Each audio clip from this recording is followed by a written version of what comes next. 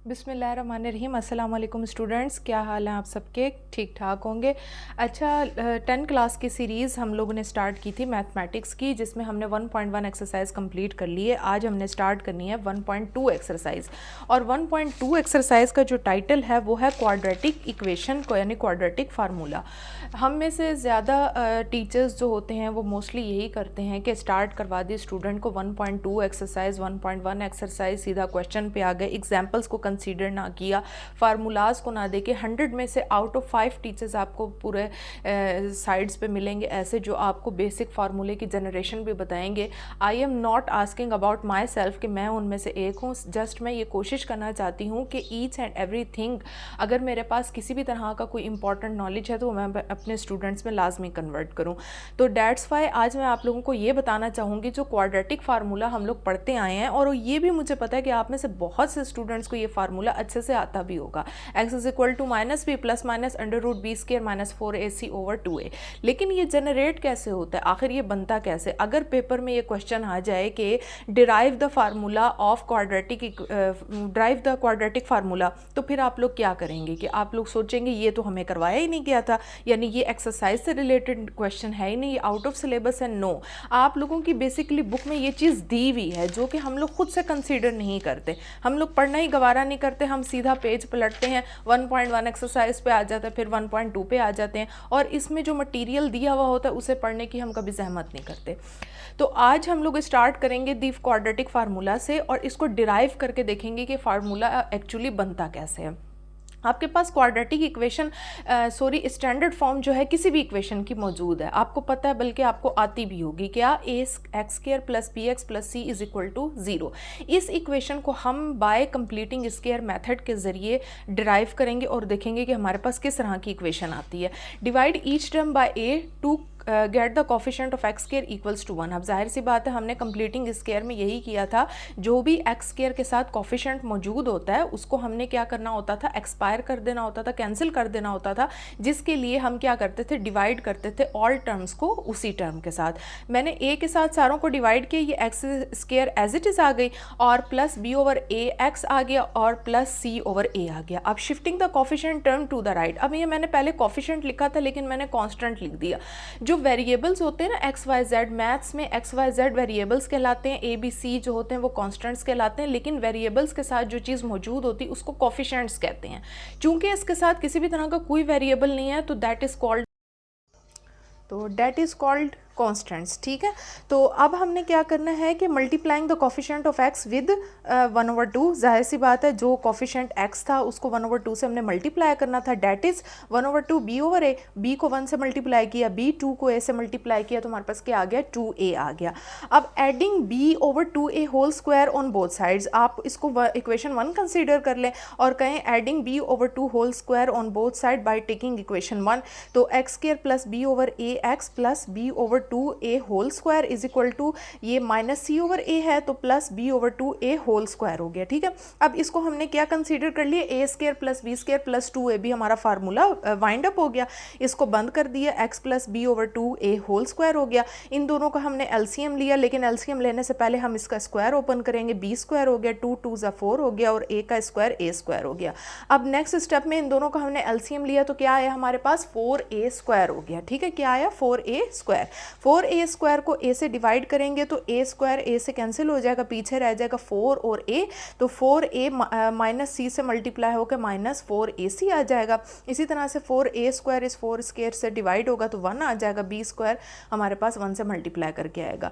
अब ये वाली टर्म एज इट इज़ आ रही थी, इसमें तो कोई प्रॉब्लम वाली चीज़ है ही नहीं, इसको अगेन इसी तरह हम ले आए। अब मुझे थोड़ी सी ना इस चीज़ में बड़ी वो होती है कि जो माइनस वाली चीज़ होती है मैं उसको जितनी जल्दी हो सके ना आगे पीछे कर देती हूँ, तो प्लस बी स्क्वायर मैंने इस साइड पे ले आई और माइनस 4 स्क्वायर, इससे कोई प्रॉब्लम नहीं होती, स्टेप जो है वो एक ही रहता है, लेकिन जो प्लस वाली वैल्यू होती है वो स्टार्ट में कर दें और माइनस वाली मिड ऑफ द इक्वेशन कर दें तो ज़्यादा बेटर रहता है। Taking square root on both sides we get, अब देखें स्क्वायर रूट लूँगी तो मुझे ज़रा इजी हो जाएगा, तो मैंने स्क्वायर रूट ले लिया, यहाँ पे स्क्वायर इससे कैंसिल हो गया। अब स्क्वायर रूट ऊपर वाली वैल्यू के साथ भी नीचे बोथ वैल्यूज़ के साथ है ना, तो अब देखें ये वाला स्क्वायर रूट को तो सिंप्लीफाई कर सकता है, लेकिन फ़िलहाल ये -4a के साथ इक्वेशन बना रहा है, तो ये अकेला इस स्क्वायर रूट को कैंसिल नहीं कर सकता, लिहाजा ये वाली चीज़ टर्म जो है वो एज इट इज़ आएगी, क्योंकि 4 भी स्क्वायर रूट से ओपन हो सकता है, लेकिन a और c इसके साथ चूँकि मल्टीप्लाई हो रहे हैं, उसी का पार्ट है, उसी का हिस्सा है, तो उसके बगैर ये दोनों स्क्वायर रूट को सिंप्लीफाई नहीं कर सकते। ठीक है, तो 4a स्क्वायर हो गया, इसका अंडर रूट लेंगे तो 2 हो जाएगा, और a का स्क्वायर अंडर रूट से कैंसिल हो जाएगा तो 2a आ जाएगा। अब जब हम लोग स्क्वायर रूट ओपन करते हैं तो प्लस माइनस में टर्म्स आती हैं, एक दफ़ा उसको आपने प्लस में कंसीडर कर लिया, एक दफ़ा उसको माइनस में ले गए। अब ये प्लस वाली ये इक्वल के साइड पे आके माइनस में, ये भी इक्वल के साइड पे आके माइनस में, लेफ्ट साइड पे जब हम लेकर जाते हैं राइट साइड पे तो माइनस में हो जाएगी। ठीक है, तो -b/2a, और ये वाली टर्म ऑलरेडी पॉजिटिव में थी, 2a एलसीएम ले लिया तो -b प्लस b² - 4ac, ये बाय मिस्टेक है, इसको आप लोगों ने कुछ भी कंसीडर नहीं करना। ठीक है, इसी तरह से -b/2a, माइनस में थी ये टर्म, तो इन दोनों का एलसीएम लिए 2a हो गया, 2a से कैंसिल हो गया, 1 आया, -b 2a से कैंसिल हो गया तो 1 आ गया, और -b² - 4ac। अब एक टर्म प्लस में एक माइनस में है, तो हमने इसको क्लोज कर दिया और वो लिख दिया -b ± √b² - 4ac, and this is known as a quadratic formula. अब आपको मज़ा आएगा इस एक्सरसाइज को करने का, क्योंकि आपको पता चल गया बेसिकली क्वाड्रेटिक फार्मूला है क्या चीज़। जब हमें चीज़ों का पता हो जाता है ना, फिर मैथ हमें चुटकियों में आती है, फिर हमें टेंशन नहीं होती कि मैथ में ये वाली टर्म कहाँ से आ गई, ये वाली चीज़ कहाँ से आ गई। बेसिकली जो मैथ्स है वो सारा का सारा जो है वो समझने वाला काम है, इसमें रट्टा नहीं चलता। तो जितना आप चीज़ों को सिंप्लीफाई करेंगे, एनालाइज करेंगे, जितना आप उसको समझेंगे, अंडरस्टैंड करेंगे, चीज़ें आप लोगों के लिए खुद ब खुद ईजी हो जाएंगी। आप लोगों को क्वेश्चंस जो हैं वो बहुत ईजी लगेंगे। अब ये जितने भी क्वेश्चंस हैं ना, मैंने जस्ट बुक्स को देख के सॉल्व किए हुए हैं, मुझे किसी भी हेल्पिंग बुक की ज़रूरत नहीं है, क्योंकि मेरे कॉन्सेप्ट्स क्लियर हैं। तो इंशाल्लाह इसी तरह से आप लोगों के भी कॉन्सेप्ट्स क्लियर होंगे, और आपको सिर्फ बुक की ज़रूरत होगी, क्योंकि अगर मेरे स्टूडेंट सुन रहे होंगे तो इन्हें ये अच्छे से पता होगा कि मैं हमेशा जिसके भी बैग में देख लेती हूँ हेल्पिंग बुक मौजूद है, मैं निकाल लेती हूँ, निकाल के मैं साइड पर रख देती हूँ कि मेरे होते हुए आप लोगों ने हेल्पिंग बुक यूज़ नहीं करनी, क्योंकि जो टीचर होता है ना वो बेसिकली आपका हेल्पिंग बुक ही होता है। तो वीडियो लंबी ना हो जाए तो हम क्वेश्चन से स्टार्ट करते हैं। अब हम एक्सरसाइज पे आएंगे तो हमें टेंशन नहीं होगी, क्योंकि we know what is a quadratic formula actually. ठीक है, तो क्वेश्चन नंबर 1 था solve the following equations by using the quadratic formula. Question number 1 ये आपकी बुक में से लिया, मैं बुक भी ओपन करके दिखा देती हूँ ताकि बच्चे जो हैं वो परेशान ना हो जाएं। ये पहला क्वेश्चन है, 2 - x² = 7x। ठीक है, अब वही है, सबसे पहले आपने इसको अच्छे से स्टैंडर्ड फॉर्म में लेकर आना है, ऐसे हम लोग सॉल्व नहीं कर सकते। तो 7x² यहीं पे रहेगा, ये वाली वैल्यूज़ इक्वल के साइड पे ले जाएं, ये 7x को इस साइड पे ले आएँ। ठीक है, बात तो वही है। तो मैंने क्या किया, 7x को यही रहने दिया, ये वाली वैल्यूज़ इधर ले गई, -x² प्लस में हो गया, और प्लस का 2 किस में चला गया, माइनस में, = 0। अब मैंने इसको क्या कर दिया, तरतीब दे दी, x² 7x - 2 = 0, यानी पहले x² x and then coefficient = 0। अब मैंने क्या करना है, मैंने एक्चुअली इन क्वेश्चंस में क्वाड्रेटिक फार्मूला को पुट करना है, यूज़ करना है। ठीक है, तो यूज़ करने के लिए क्वाड्रेटिक फार्मूला में मेरे पास ABC 3 टर्म्स हैं। अब इस इक्वेशन में से मैंने ABC निकाल ली है, तो जो x² का कोफिशिएंट होगा that is equals to a, जो x का कोफिशिएंट है that is equals to b, and the constant is actually equals to c। तो a हमारे पास यहाँ पे इक्वल टू क्या है, 1 के, क्योंकि x² का कोफिशिएंट =1 है। b हमारे पास क्या है, इक्वल्स टू 7 है, +7 के। c हमारे पास क्या है, इक्वल्स टू -2 के। Bye using the quadratic formula, अब हम क्वाड्रेटिक फार्मूला पुट करेंगे, -b ± √b² - 4ac। अच्छा, समटाइम्स ये MCQs में भी आ जाता है, कंफ्यूज पता है क्या करते हैं, ए के साथ सी लगा देते हैं, और मोस्टली बच्चे कंफ्यूज हो जाते हैं। जब मैंने मैट्रिक एग्जाम्स दिए थे तो मेरा ये MCQs आया था, और इनमें से एक क्वेश्चन भी आया था, वो भी मैं आपको बताऊंगी आगे चल के। बाय पुटिंग वैल्यूज ABC की, तो -7 ± √7² - 4, a की वैल्यू 1, c की वैल्यू -2। 2a की वैल्यू 1। अब ये -7 हो गया, प्लस माइनस 7 7 जा 49, 7 का स्क्वायर 49 हो गया, माइनस माइनस क्या हो गया प्लस, 4 1 जा 4, 4 2 जा 8। ठीक है, अब 49 और 8 को ऐड करेंगे तो हमारे पास क्या आ जाएगा 57। 57 का अंडर रूट जो है वो कम्प्लीटली ओपन नहीं होता, दैट्स वाई -7 प्लस माइनस √57/2। तो यही हमारा सोल्यूशन सेट बेसिकली हो जाएगा। तो हम इसे लिखेंगे solution set is equal to -7 plus minus √57/2, that is your answer. Question number 2 देखें, 5x² + 8x + 1। कुछ क्वेश्चन तो बस हलवा बन जाते हैं, क्वेश्चन दे देते हैं और उनको बस सॉल्व करो। अब इसमें से हमने कुछ भी नहीं करना, इसमें से ABC की वैल्यूज़ निकालनी है। A हमारे पास 5, B हमारे पास 8, C हमारे पास =1। ठीक है, अब हमने by putting applying the quadratic formula -b, ये मेरे से डॉट बाय मिस्टेक लग गया, तो -b plus minus √b² - 4ac/2a। b की वैल्यू 8 थी, माइनस फार्मूले का है, प्लस माइनस 8 का स्क्वायर माइनस 4a की वैल्यू 5, c की वैल्यू 1 और a की वैल्यू 5 पुट कर दी। -8 प्लस माइनस 8 8 दा 64, यानी 8 का स्क्वायर मतलब होता है 8 मल्टीप्लाइज बाय 8, तो 64, 4 5 जा 20, 21 दा 20, माइनस एज इट इज़ आ गए क्योंकि सारी वैल्यूज़ प्लस वाली टर्म में थी और माइनस प्लस माइनस, तो माइनस प्लस माइनस में हो गई, तो इसीलिए यहाँ पे हमारे पास क्या आ गई 44 प्लस वाली वैल्यू आई और इसका हमने क्या ले लिया एलसीएम ले लिया और हमारे पास ये आंसर आ गया। अच्छा 44 का जो एलसीएम है वो हमने लिया तो क्या है हमारे पास 2 2 ज़ा 4, 2 2 ज़ा 4, 2 1 ज़ा 2, 2 1 ज़ा 2 और 11 1 ज़ा 11। ठीक है, अब 40 ये देखें ये 2 का होल स्क्वायर बन गया और 11 सिंगल टर्म रह गई, तो 2 का स्क्वायर अंडर रूट से कैंसिल हो जाएगा, 2 आ जाएगा और 11 under root as it is आ जाएगा और -8 प्लस माइनस 2 अंडर रूट 11/10। अब इन दोनों में से देखें 2 कॉमन आ रहा है, 2 को बाहर निकाल लिया, -4 प्लस माइनस अंडर रूट 11/10, 2 1 द 2, 2 5 ज़ा 10, -4 plus minus under root 11/5, that is your answer. तो अब आप इसका आंसर भी इसी तरह लिखेंगे कि solution set -4 plus minus under root 11/5 और ये आपका आंसर आ गया। नेक्स्ट क्वेश्चन नंबर 3 देखें कि under root 3 x² + x = 4 under root 3। अब इसमें आपके पास जो कांस्टेंट टर्म है वो इक्वल के इस साइड पे है, ठीक है, यानी लेफ्ट साइड पे या राइट साइड पे आप क्या लें, मेरी लिहाज से जो है वो लेफ्ट साइड पे आ रहा है तो इसको हम क्या ले आएंगे राइट साइड पे लेकर आएंगे तो और इसको इक्वल टू 0 कर देंगे। बस हमने इसको एक यही मतलब स्टैंडर्ड फॉर्म में लेकर आना है। तो under root 3 x² + x -4 under root 3 = 0। अब इसको सॉल्व करने की ज़रूरत नहीं है, इसमें से a की वैल्यू निकाली अंडर रूट 3, b की वैल्यू 1, c की वैल्यू -4 ओवर अंडर रूट 3। अब हम इसमें क्या करेंगे by applying the quadratic formula, simple हमने क्वाड्रेटिक फार्मूला पुट कर दिया और ये तमाम a b c की वैल्यूज़ जो हैं वो इस इक्वेशन के अंदर हमने या फार्मूले के अंदर हमने पुट कर दी। अब गौर से देखें इसमें थोड़ी सी चीज़ समझने वाली और स्टूडेंट्स यहीं पे आके कंफ्यूज हो जाते हैं। b² 1 होल का स्क्वायर हो गया और -4 फार्मूले का, a की वैल्यू हमारे पास अंडर रूट 3 है, अब c की वैल्यू है -4 अंडर रूट 3। अब यहाँ पे आप लोग कन्फ्यूजन होगी, जो आप लोगों ने कंफ्यूज नहीं होना।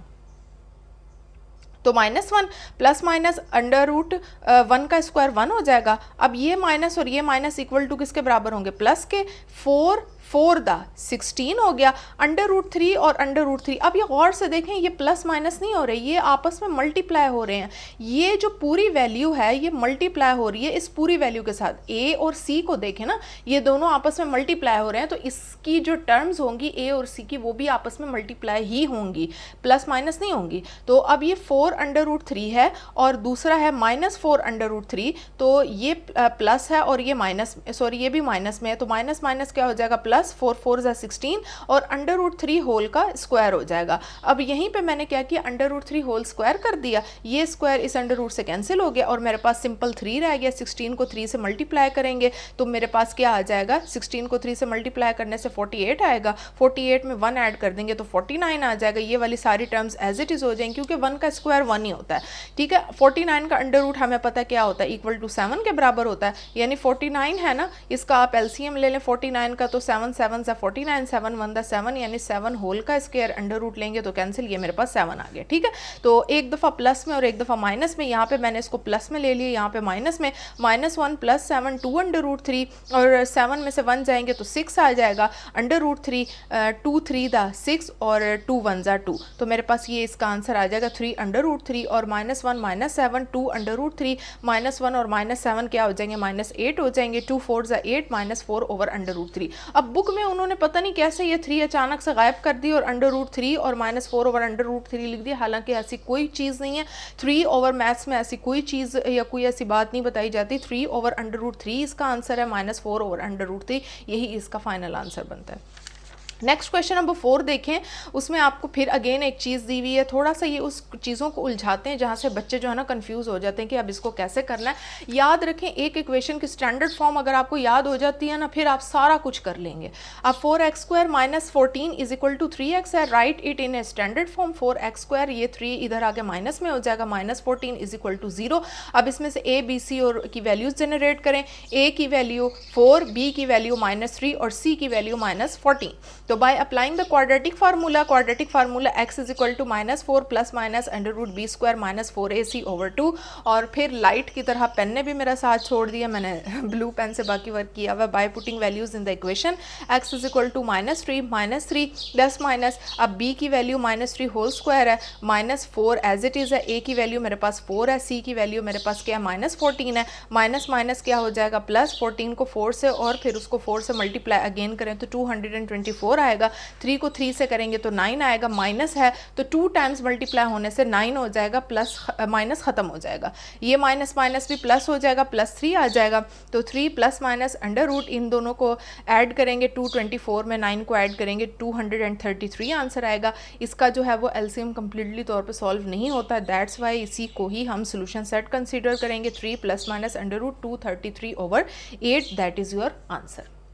अब क्वेश्चन नंबर 5 देखें, 6x² - 3 - 7x = 0। इसको भी आप स्टैंडर्ड फॉर्म में लिखें, यानी इसको थोड़ी सी तरतीब देनी है, इसमें कोई वैल्यूज़ आगे पीछे नहीं होनी, ज़रा सी तरतीब देनी है। 6x² - 7x - 3 = 0। अब ये स्टैंडर्ड फॉर्म में आ गई, अब हम इसको सॉल्व करते हैं। लेट a हमारे पास 6 के बराबर है, b -7 है और c -3 है, खुद से नहीं लिया, इसी क्वेश्चन से लिया, ठीक है। By using the quadratic formula, ये क्वाड्रेटिक फार्मूला मैंने फटाफट से पुट कर दिया। इसमें वैल्यूज़ पुट की, माइनस b की वैल्यू -7 है, प्लस माइनस ये फार्मूले का माइनस है, plus minus under root -7 whole square, -4 a की वैल्यू 6 और c की वैल्यू -3, ठीक है। तो 7 7 49 और ये माइनस माइनस क्या हो जाएगा प्लस, 6 को 3 से और 4 से मल्टीप्लाई करें तो आंसर आएगा 72। इन दोनों को ऐड करें तो 121 और आंखें बंद करके भी हमें पता है कि इसका √11 होता है, ठीक है। तो 7 ± 11/12, एक दफ़ा इसको प्लस में लिखेंगे, एक दफ़ा इसको माइनस में लिखेंगे। 7 को 11 से